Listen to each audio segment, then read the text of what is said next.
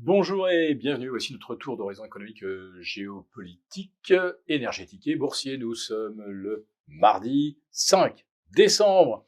Et pour comprendre comment tourne la planète finance, c'est sur l'inforruptible, nulle part ailleurs. Et l'épisode du jour s'intitulera « Était-ce l'or du dernier grand contre-pied ?» Bon, vous avez saisi le sens du jeu de mots. Nous avons vu l'once d'or bondir de plus de 100 $ dans la nuit de dimanche à lundi, pour les reperdre d'ailleurs en deuxième partie de séance. L'or qui avait flambé lundi au cours des premières heures, après un tir de missile Houthi sur un navire israélien naviguant en mer Rouge. Alors on s'est fait un petit peu peur, et puis tout est rentré dans l'ordre. L'once d'or a quand même inscrit un nouveau record absolu à 2151 $, c'est-à-dire tout de même 70 $ au-delà de ses précédents sommets du mois de mai de cette année et du mois de mars de l'année 2022. On pensait que c'était bien parti, mais bon, vous savez que n'importe quel chartiste connaît la règle. Pour valider un signal haussier, il faut passer au moins 48 heures au-dessus de la précédente résistance. En l'occurrence, c'était une fameuse résistance puisque c'était le record historique absolu. Donc, le signal n'est pas confirmé. Mais néanmoins, voir avec quelle facilité l'or a pu passer de 2070 à 2150, voir immédiatement quels étaient les commentaires qui ont accompagné ce franchissement, c'était quand même très très intéressant, puisque la hausse de l'or finalement n'a étonné personne. Alors certes, il y avait à la base un petit incident géopolitique dont on pouvait éventuellement craindre que ça ne s'envenime. Bon, il n'y a pas d'embrasement au Proche-Orient, donc on est un petit peu rassuré. Mais derrière, c'était très intéressant de lire les commentaires, à savoir que, de toute façon, si les taux continuent de baisser, l'or va poursuivre sa trajectoire haussière, de toute façon au-delà des 2100.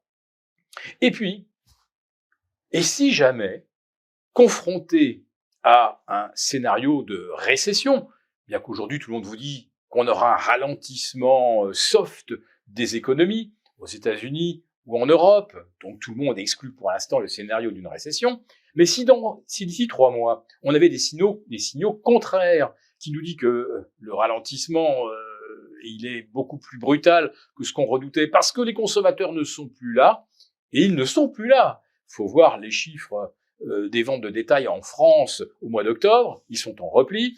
Aux États-Unis, on est à plus 0,2 au mois d'octobre. C'est extrêmement faible.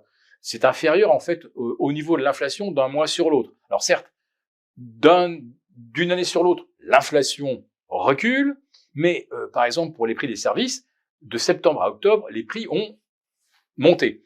Donc vous avez bien compris que le moteur de la consommation n'est plus là. Alors, si jamais on valide un scénario de récession, ça veut dire que peut-être les banques centrales vont remettre en route la planche à billets, créer des centaines, des milliers de milliards de dollars et d'euros ex nihilo.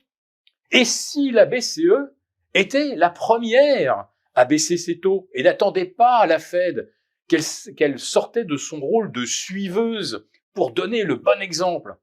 Bah oui, parce qu'en Europe, ça chauffe quand même. L'Allemagne est en récession. Alors, moins 0,1, vous me direz, c'est pas grand-chose.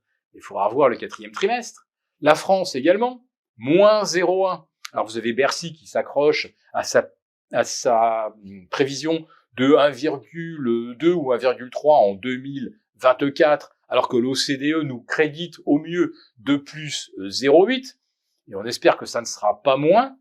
Et imaginons donc que la BCE soit la première à rebaisser ses taux, parce que si vous avez des taux à 4% et déjà 0 de croissance, parce que nous avons 0 de croissance en Europe en moyenne, mais nous avons 0.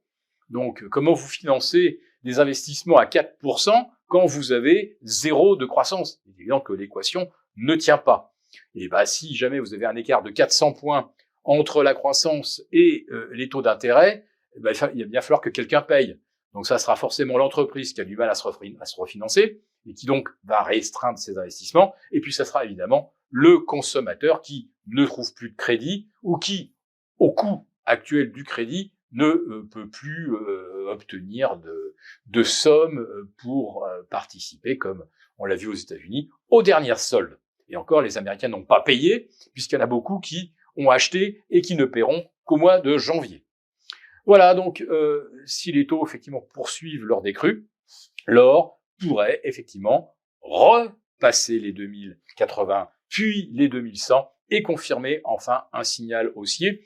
Pour l'argent, on va attendre, et là aussi, on a eu un contre-pied, le franchissement des 25,5 ou des 26, qui ne saurait, à mon avis, plus trop tarder.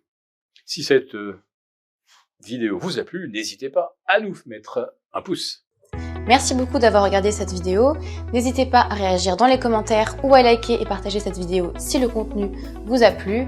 Et pour ne rater aucune de nos prochaines émissions, vous pouvez vous abonner à notre chaîne et activer les notifications.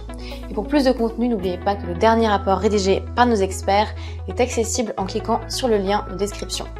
On se retrouve tout de suite dans les commentaires et je vous dis à très bientôt pour une prochaine vidéo.